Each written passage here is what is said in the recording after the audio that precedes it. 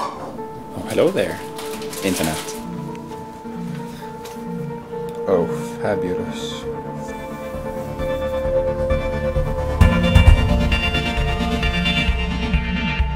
We are live today at the Krillwa studio. And it's been going really, really well, beyond everything we could have expected. So yeah, it's been a really crazy week here at the office with late nights to get all the Kickstarter updates ready. And you can see in the background here, they are still hard at work. We are going to have a little Q&A session, or maybe an FAQ session. Anyways, it will be very fun. So enjoy and have a very, very, very nice update.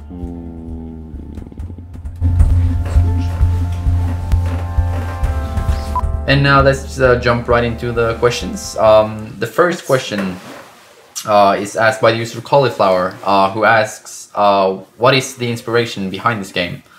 And the Among Us Sleep started as just this vision I had some 5 or 6 years ago, where I pictured a child running from his room, being chased by a monster, running down the stairs, and then hiding underneath the stairs, watching the monster trample down and search for him. And from there, we just played around with the concept, and I pitched it to the team, and we started working on it as our thesis project in school. And since then, it has just been shaped by everyone on the team to turn into what Among Us Sleep is right now. Yeah, I think we all draw a lot of inspiration from our childhoods and what we were afraid of around the places where we grew up, like the scary forest that was just over the hedge, or a dark closet in your parents' bedroom. The basement was always scary, of course. And we also draw a lot from our dreams, both from our childhood and from recent dreams, because we have this dream theme and sort of surreal take on the whole horror thing. We are really free to mix and match as we want to. Yeah. It Never Ends asks. Yeah, I guess none of you can remember how it feels to be a 2-year-old. How do you try to get the most realistic experience in the game? I'll start by saying that we are not trying to make this ultra realistic. We are trying to give through the animations and the mechanics and what the player has to work with. We try to give the player really the feeling of being a child, you know, a small vulnerable child. But we are not creating a baby simulator. So in that sense, we are making a horror game for adults. So the gameplay always wins over the realism if it comes to that. Waffle Maker, do you face any major criticism over using a 2-year-old in a horror story, or is this widely accepted as innovative and interesting? There have been like stray comments and some articles raising some concern over it, but there has been no like major outcry. So we clarified or just explained our stance on it in an extensive blog post that can be found on our website. Yep. So it's called Controversy in Video Games or something, I think. So you can find anything regarding that question there. Yeah. Cool. So Jordy288 asks, what made you want to make a game from a toddler's perspective? Horror games are scary enough. We've all been children, so it's extremely easy to relate to, because when you were small, everything was big and scary. Standing in the kitchen and watching the kitchen counter being so tall, so far up. And when you think of that in terms of making a horror game, it's very easy to take things that are natural and very common and relatable and twist them into things that suddenly don't work as you expected.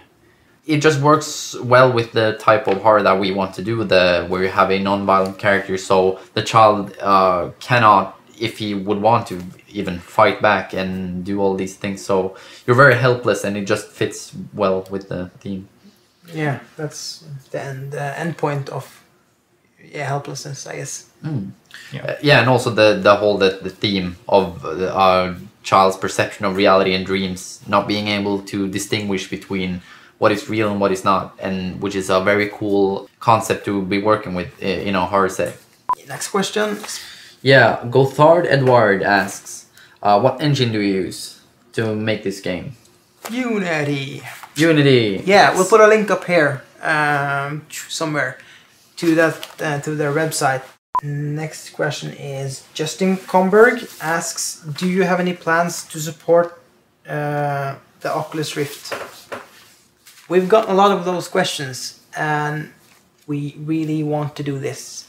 It would be a perfect match, but it really depends on how well this Kickstarter performs. Because if we're gonna do the Oculus Rift, we want to do it properly and not some half-assed implementation. We want to do this proper. It will take time, it will take money, but it's doable. Yeah. Yeah, we have been experimenting with a prototype of using the same technology, and it works really well. It's a very immersive and cool experience. So we're trying really hard, and we will definitely try to do it. But yeah, we just don't want to do it half-assed. So next question, Peter asks, will the digital copies of Among Us Sleep that backers receive be DRM free, meaning no Steam or online requirements of any kind? Yes, you will be able to download the game DRM free. That's the short answer. We also want to be able to provide the game on Steam. So we have a green light up and you can go and you can upload it on green light. So it's going well. Yeah. Sorry about the name pronunciation here. I'm gonna do it wrong. But Chondete Hasiri asks, I'm interested in the song The Woman Sings. It sounds just like a Norwegian lullaby called Trollmother's Lullaby. Am I right? If I am, why did you choose this lullaby? Is this a spoiler, or is this a spoiler? Yeah, so this is the lullaby which is heard at the beginning of the game, at the intro sequence there. And well, it's not a spoiler. That is the song. It's Trollmother's Lullaby or Trollmors Vuggevise. Yeah, in Norwegian. Yeah, you wanna? Yeah, like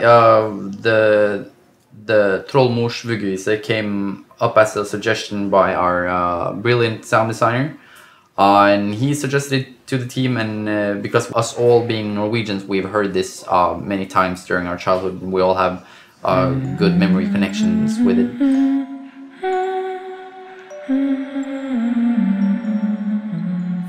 It's called Trollmother's Lullaby. It's kind of trollish. It's very the Norwegian like type eerie, and so we just think it fits very well. Yeah. Another name I'm gonna pronounce wrong. Francisco Presencia Fandos. Is there any plan to release it as open source? Yeah, we want to do this because we're pretty fans of open source, and it would be cool to see what people can make from our game. But this will probably be as the project raw files, like the images, the meshes, and you'll probably need a Unity Pro license to do anything. But I guess even if you wanted to make a multiplayer two-player game, we want to make that possible. But that's not it's a long way ahead. Noir Ocelot asks, is the teddy bear going to accompany the player during the game as a sidekick? Yeah, the teddy bear is gonna accompany the player throughout the story, but this is more of as a story driving type of character who's mostly hanging on your back. So you don't have to worry about having an annoying AI follow you around. So Complex asks, what kind of research have you done to find out how to animate the player controls? Yeah, it's a mixture of having recorded footage of the animator's 2-year-old nephew for reference footage. So we had a lot of things to pick and choose from there, and going from that, it's a collaboration between our talented animator Espen and our programmer Ivar, and they've been sitting around and tweaking stuff like crazy for a year, I guess. It's been a long iterative process, and Probably 2 years of iteration. yeah. Alright, so last question. Yeah. Connor Kernin asks, what happens if the project is not funded? We will continue to develop it because we love the game, but it will be postponed and some content will be cut because we have And to. the whole team will be very, very sad. Yeah, we'll be crying buckets of tears. So if there's any more questions you have, just post them to us anywhere, like comment on the Kickstarter or Facebook or on Reddit, anywhere. And Yeah. we'll make another update. We read every question and we try to answer as many as possible. So yeah, continue with that and we'll see you next time, I guess. See you next time. Yeah.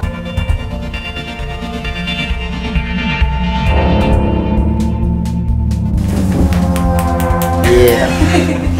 Du vet at det der blir så jævlig med. Ja.